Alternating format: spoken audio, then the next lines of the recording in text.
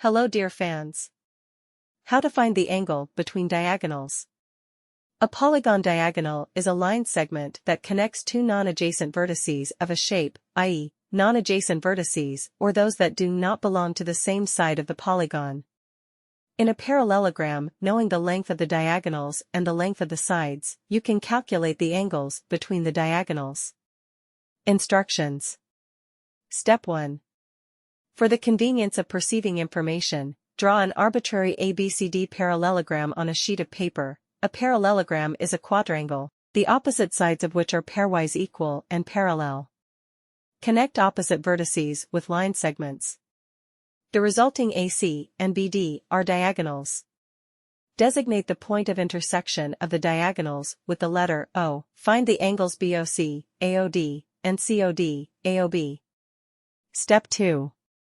The parallelogram has a number of mathematical properties. The diagonals are halved by the intersection point. The diagonal of the parallelogram divides it into two equal triangles. The sum of all angles in the parallelogram is 360 degrees. The sum of the angles adjacent to one side of the parallelogram is 180 degrees. The sum of the squares of the diagonals is equal to the double sum of the squares of its adjacent sides.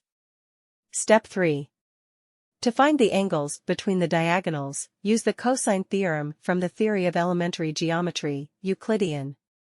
According to the cosine theorem, the square of the side of a triangle, A, can be obtained by adding the squares of its other two sides, B and C, and from the resulting sum, subtract the double product of these sides, B and C, by the cosine of the angle between them. Step 4. With regard to the triangle BOC of the parallelogram ABCD, the cosine theorem will look like this: square BC equals square BO plus square OS 2 asterisk BO asterisk OS asterisk cos of angle BOC. Hence, cos angle BOC equals square BO square OS / 2 asterisk BO asterisk OS. Step 5.